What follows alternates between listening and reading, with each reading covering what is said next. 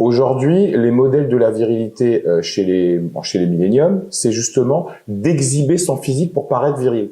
Qu'est-ce que tu en penses de ça et qu'est-ce que Rousseau ou Platon penseraient de ça? Parce que là, tu viens de nous dire que pour toi, être viril, et pour moi également, c'est plutôt de nourrir sa famille, de se réveiller tôt, plutôt que de montrer qu'on a un beau corps. Parce qu'à un moment, de toute façon, quand tu te dis être viril, bah, tu seras face à une situation où il va falloir que tu le prouves. Donc, qu'est-ce que tu penses de ces modèles de la virilité pour les jeunes?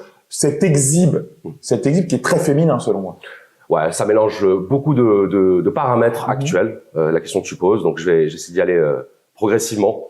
Parce que il y a l'influence de l'image. On est dans une société de l'image. Et on pourrait s'interroger sur ce que ça signifie, ce besoin d'apparaître. Tu vois, là, ce serait pas Rousseau ou Platon, ce serait plutôt Sartre et le regard des autres. Yes. On se pose toujours la question de savoir comment on est perçu. Et même les gens qui disent « je me fiche de savoir ce que pensent les autres », tu sais très bien, mieux que moi. C'est que c'est les premiers qui ne s'en fichent pas, justement. Voilà, c'est hypocrite. Ouais, totalement. On a toujours le souci de ce qu'on pense de nous. Par exemple, si on va dire quelque chose que tu n'es pas, tu vas vouloir corriger la vérité. Te justifier. Te justifier. Donc, tu vas pas dire « je m'en fiche du regard des autres » parce que tu vas reprendre quelqu'un quand il dit quelque chose de faux sur toi, par exemple. Donc, c'est pas vrai qu'on s'en fiche. Ce qui est vrai, c'est qu'on peut être conscient que c'est pas si important que ça, qu'il y a des choses qui ont plus de valeur, etc. Donc ça, c'est par rapport à la question de l'image. Ensuite, il y a aussi le besoin de se prouver des choses et de se donner une identité. On est aussi dans une société libérale, dans laquelle l'identité, c'est assez mal vu. Parce que on a cette espèce d'idéal de mélange des identités où conserver les anciennes identités, pareil, c'est ringard, c'est dépassé, c'est réactionnaire. Donc, qu'est-ce qu'on fait? On va se trouver des identités de substitution. Et le sport permet aussi de se conférer une identité, parce que c'est un mode de vie, parce que c'est une manière de s'alimenter, parce que ce sont des codes, et tout ce qui est, je veux dire, habitus, comme disait Bourdieu, c'est-à-dire des comportements qui sont ancrés dans nos habitudes, ça nous confère une identité. Et souvent, on s'identifie comme sportif, on s'identifie comme athlète ou comme bodybuilder ou comme Instagrammeur, par exemple. Et si on nous enlève ça, on a l'impression qu'on n'est plus rien. Et Sartre disait, on n'est pas EST, on existe. Ce qui veut dire qu'à tout moment, on peut être autre chose que ce qu'on est à un moment donné. Se donner une image, c'est se donner une identité. Et donc, moi, je pense qu'on a un besoin humain ancré dans l'âme de savoir qui on est. Et savoir qui on est, parfois, ça passe par montrer ce qu'on est aux autres, parce que on s'identifie aussi par rapport au regard des autres. On ne s'émancipe jamais du regard des autres, parce que même quand on dit ce qui compte, c'est pas ce que pensent les autres, c'est ce que moi je pense. Oui, mais à ce moment-là, on s'analyse soi-même comme un autre. C'est-à-dire, c'est comme si on sortait de soi-même pour s'observer, pour se voir. Et tu es aussi très bien placé pour savoir que des fois, on a une perception déformée de soi-même. Absolument. T'en as, ils vont être vraiment des corps d'athlètes, ils vont avoir l'impression qu'ils sont gros, qu'ils sont gras ou qu'ils sont maigres, etc. On a une perception qui est déformée. Le problème qu'il y a, c'est que on ne perçoit le monde qu'à travers notre propre perception. On est prisonnier de notre perception. Le fait d'apparaître aux autres, de se montrer, de se mettre en avant, d'exhiber ses muscles, c'est aussi le besoin d'être rassuré par rapport à la perception des autres que les autres ont sur nous. Tu vois, on va être complexé. On va attendre que les autres nous rassurent, qu'ils nous disent « Waouh, quel beau corps, ça a dû être du travail, félicitations ». C'est valorisant. Donc, il y a aussi une angoisse très moderne, très contemporaine de savoir ce qu'on vaut, de prouver ce qu'on est, de savoir ce qu'on vaut. Et on passe par le regard des autres pour se donner soi-même de la valeur. Moi, quand je sors dans la rue, quand les gens me reconnaissent, c'est toujours... c'est toujours un moment extraordinaire. Même ça m'arrive de parler, j'ai parlé 45 minutes la dernière fois avec un follower à Monoprix, tu vois, à côté. Et quand on a un commentaire négatif, ce qui sont les règles du jeu de ce genre de réseau, les gens le prennent mal et qualifient cette personne de haters. Qu'est-ce que tu en penses? Encore une fois, c'est oui, de l'hypersensibilité, le besoin d'être validé à 100%, le fait de pas tolérer qu'on puisse ne pas être d'accord aussi. Alors il y a aussi ce phénomène-là. Je disais tout à l'heure, on est toujours plus ou moins prisonnier de sa perception et prisonnier de sa pensée. Donc on va avoir tendance à croire que l'autre doit penser comme nous, qu'on a la bonne pensée, la bonne manière de voir les choses, le bon point de vue. Absolument. Et donc si quelqu'un vient te dire je suis pas d'accord, on va pas se dire il est pas d'accord, ce serait intéressant de savoir pourquoi. Et puis après je parle avec lui. Et puis après tu prends ou tu laisses. T'es pas obligé non plus de prendre en compte absolument tout ce qu'on dit, mais simplement laisser la personne s'exprimer. Mais il y a ce truc de se dire elle est pas d'accord avec moi, donc elle se trompe. Et si elle se trompe, je vais soit lui prouver que elle a tort, je vais lui prouver que c'est moi qui ai raison et pas elle, ou alors je vais la qualifier effectivement de hater, de rageux, peu importe. Bon, après il y a des vrais rageux sur Internet, c'est des gens qui sont animés par le ressentiment et qui ont besoin, pour se valoriser, de dévaloriser les autres. Moi je pense que les personnes qui critiquent sur les vidéos n'ont quasiment pas d'importance. Ce qui compte c'est le contenu, et même, je dirais, de ne pas relever les critiques qui ne servent pas à nous améliorer, qui servent à nous empêcher d'avancer. Il y a des critiques légitimes parce qu'elles viennent de personnes qui sont bien intentionnées. Moi, je pense que, je sais pas, si ta femme ou ton enfant ou l'un de tes parents, meilleur ami, voilà, te fait une critique, bon déjà, il va pas t'insulter, il va te faire une critique en douceur. Surtout, il te connaît bien personnellement. Voilà, donc tu vas pouvoir donner de la valeur à cette critique parce que tu sais qu'elle est fondée et tu sais qu'elle n'est pas animée par le ressentiment et la malveillance. Et puis ensuite, tu as des critiques qui sont là simplement pour essayer de te détruire.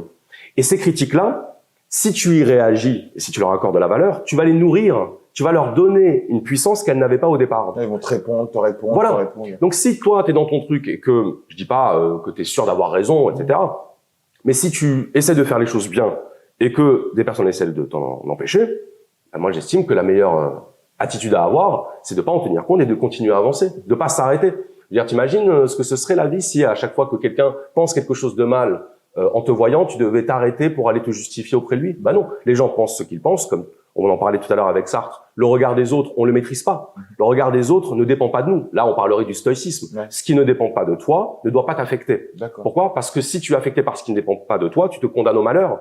Parce que ça ne changera pas. Ce qui ne dépend pas de toi ne dépend pas de toi. Qu'est-ce que tu penses ça de ces gens qui prennent tellement pour argent comptant, qui sont tellement sur les réseaux, c'est tellement leur vie parce qu'ils ont que ça peut les avis négatifs ou ce que peuvent penser des gens de manière négative d'eux peut les détruire.